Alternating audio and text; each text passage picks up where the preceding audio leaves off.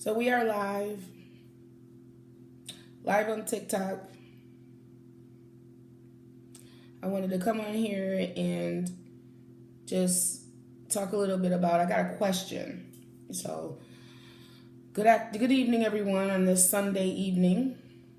I hope everybody had a great weekend, a great day. I wanted to come on here. I had got a question in my email regarding breast reconstruction. So I've had several breast reconstructions. So I've had the gummy bear. Well, at first I had the silicone. I had the silicone implant. And then I had the gummy bear, is what they call it. It's a gel. But then I also, right now, I have the deep flat. And so I'm going to go in a little bit of detail on how this all came about. So back in 2012, my first diagnosis, I was 36 years old with breast cancer. And I ended up, they asked me if I wanted to get a lumpectomy. Now, for those that don't know what a lumpectomy is basically them just going in and scooping the cancer out and then just leaving the breast. I decided against getting a lumpectomy mainly because I just was thinking about how it could possibly come back, but it came back anyway. So I ended up getting a mastectomy. So I got the mastectomy. It's called a unilateral mastectomy. So that's when they take one breast completely off, but I still have my other one natural breast. So I have one natural breast and one deep flat breast now, but a mastectomy, I got the whole breast removed. This is why I developed PTSD of, mourning the loss of the breast, because it's a loss. You lost a whole limb, and what makes you feel like a woman, what makes you feel, like yourself. Like, this is something that I had breasts. I don't know about anybody else, but I had some big knockers for some long time, some C's and up to double D for a long time. Yes, I'm only 5'1", so could you imagine walking around with them big old things at 13, 14? It was a little, but so yeah, I got the mastectomy and then I got the implant. So before the implant, what they do is they take the breast off and then they put in expanders. So expanders are just basically expanding the skin so that they can put the implant in, because they won't put the implant in until after you had all of your other treatment, which is the chemo. Because I had surgery first, and then I had chemo, and then the first time, and then I had chemo. The second time I had surgery first, then I had chemo, and then I had radiation. So a couple of different things happened. So I had the mastectomy. They put the expanders in. And so the expanders just, pretty much keep it in place. It's like a bookmark, and keep it in place. For women that have maybe smaller breasts, they probably just go and you'll have to get it pumped up and so it can keep on expanding so you can get bigger breasts. I pretty much had already enough, so I didn't have to keep going back and getting them pumped up, getting the expander pumped up, because I already had, enough skin, pretty much. That's what they want, this skin, so that it can cover the implant. So I had that already. So when I went back, the doctor that I had, Dr. Langston in Rochester, New York, is a good doctor. He's a good plastic surgeon. Kudos to him, Dr. Langston in Rochester, New York. But so Dr. Langston put in the implant. I had a silicone implant to begin with, and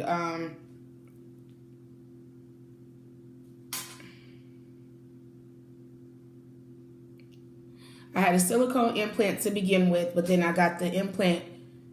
He asked, did I want to, because I'm a young woman, I was only 36 at the time, so he wanted to remove it. So about maybe a year into it, he wanted to remove it, and then we got authorization from the insurance company. Good thing is the insurance company will pay for plastic surgery. They'll pay for wigs. They'll pay for,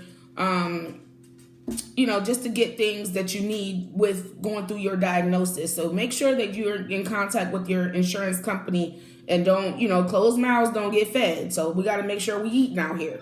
So go ahead and ask and you shall receive. Because I was always on the phone asking for this, asking for that, and trying to get what I can get. So I didn't have to this time. Dr. Langstein advocated for me to be able to get another implant. So I had yet another surgery. I've had, oh man, I think a total about 12, 13 surgeries. And not just for the reconstruction, but for everything that I had to do. It's been a lot. It's been a long road, guys. But I'm still here by God's grace. And, just trying to share my story and how things could be helpful. But for the lady that contacted me in my email, I recommend myself, the deep flap, because I had all three. Now, the second time when I had reconstruction, when I had, I got the gummy bear implant put in. Now, all of the implants come with this little special number. So if you go missing, they know who you are by your implant, because your implant got a number. Your implant got an ID number, believe me. You got your own state ID. So I got the implant. I had the gummy bear put in, and it was good. It was decent for a while. It worked and everything. I didn't have any problems. The only problem that I have with the implants are the fact that your body goes through different changes. And so the implant does not reflect that. The implant is not going through the change with your body.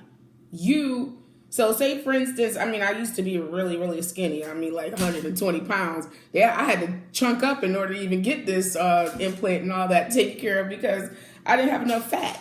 It was crazy. But once I did start gaining weight, the implant's not going to gain weight. The implant is an object. It's something that is a tangible thing. So it's not your real flesh. It's not your real meat, anything. This is an implant. So I optioned to get the implant removed. After the second time, I didn't want to have the implant in anymore because then you have this like one little baby breast and then there's one little bigger breast. And you pretty much put the baby breast inside. I'm like, nah, this looks crazy. So I optioned to, the doctor I had down here, the butcher I call him, he option to do the we optioned together because I'm still the CEO of this body, but we optioned together to do the deep flap. So we did the deep flap. Now the deep flap is when they go in and they take some fat from your your stomach mostly, or even the thigh. I think they could take it from your buttocks, and those are called different words, but it still is like a flap. So it's a 2-part surgery. So with that 2-part surgery, I got my fat removed from my stomach and put into a breast to make a breast. Now it actually does feel better because it's softer, it's tissue, and it's not like an object. It's a real flesh. It's real chunky little, meat. So that's good. But it's a 2-part surgery. So the second part is to go back in and get a breast lift for the other breast, because I had, my other breast is my natural breast.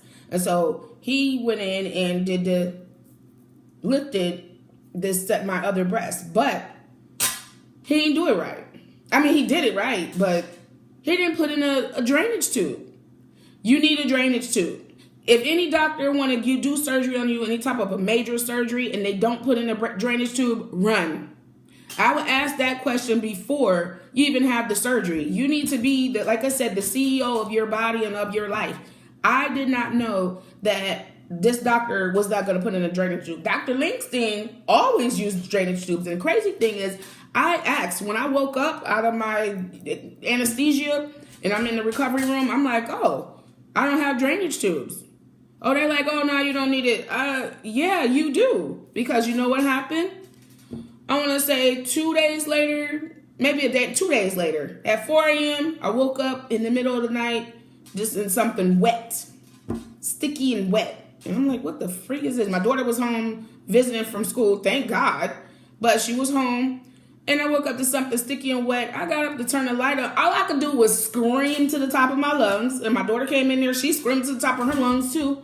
And you know what I had to do? I jumped in the shower because I do have a little bit of a medical background, guys. So I jumped in the shower and I just started milking the breast like I was milking a damn cow just to get all the drainage out because the breast had gotten so big. But me not being that much of a medical professional and not a doctor, the doctor should have taken the time to put the drainage tube in, because where is all that mucus going to go?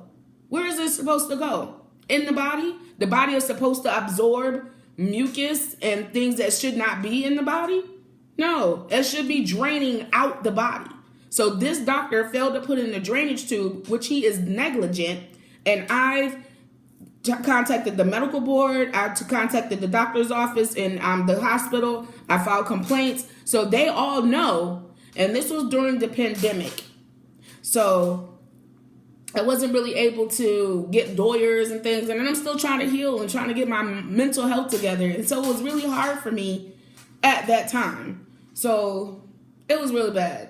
So eventually I healed up, and I was trying to get, the doctor's office, and I just didn't feel comfortable with them touching me anymore. Like, I don't want these people touching me, you damn butchers.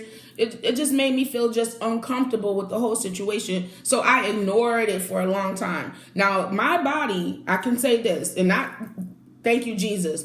I have one of the best self-healing bodies. Like, my body will heal, a scar will heal up. I think maybe because it's my melanin, I don't know. But I heal really well and really quickly. And so that helped me to be able to, move forward, because the scars started healing and it didn't feel, or it didn't look so bad. And, eventually it moved on.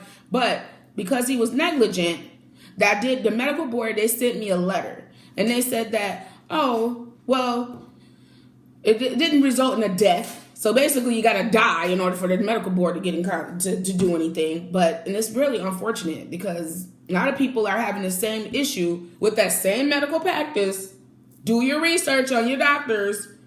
Contact the medical board, because there will be notes. Because they had to put the note in there. It's a complaint on his record. It's on his record. So if I were you guys, anybody looking for new doctors, look for the doctor's record. Find out what the doctor been out here doing. If they butchering people, if they not doing stuff right, you don't want to be putting those people on your team. Now, I'm not saying my whole team was bad. I had a good team, because I had my physical therapist, which I still go to and I love. And then I also had my oncologist, and, I got my nurse practitioner. So my team is good. And I had a primary care physician, but I think I fired her too. But it wasn't because of no real reasons. It's just because the doctor's appointments, I was going to too many. It was exhausting. But the primary care physician is pretty much the hub, and that takes care of all of your doctor's visits. Like, that's where he houses everything, my OBGYN, everything. So you do want to have one doctor. But I just could not do it anymore, as far as, those implants. And then I ended up moving, so I don't have to worry about that doctor anymore. But he is on my record, and he know what he did. He know what he didn't do, and it's wrong. And his whole practice need to be sued. And if anybody needs some witnesses to not getting any drainage tubes in Charlotte Atrium Health Levine, please contact me. I may be able to, give my 2 cents and, have access to my medical record, because I was out there trying to advocate, but I couldn't get any help because due to it was the pandemic, and you couldn't even have contact with people. And I feel like that really, it was really bad for me, bad time, because not only the pandemic, but then, of course, going through that, it was just a whole bad time. So, which resulted in a lot of mental health issues. And, of course, I drank a lot, because I didn't know any other way.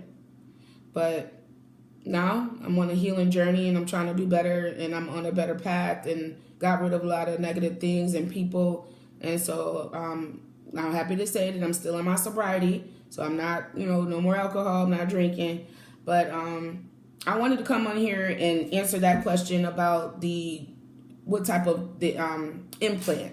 So I do recommend the deep flap if it's done properly, done correctly by a good plastic surgeon. So I do have a plastic surgeon now where I live now, a new plastic surgeon, and I did my research, and he is A1. He's on his own practice and not part of a hospital where you gotta, you only just a number. I really feel like he knows what he's doing. He does other things besides plastic surgery. He's doing lipo and, doing, Botox and other things. I don't need none of that. I got this melanin, my skin kind of elasticity.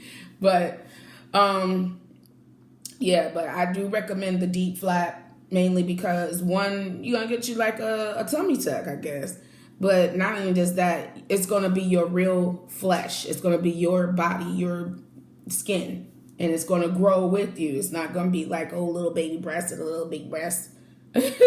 So I do recommend that one. But if you guys have any other questions, please feel free to jump in my inbox. Hi, Liza.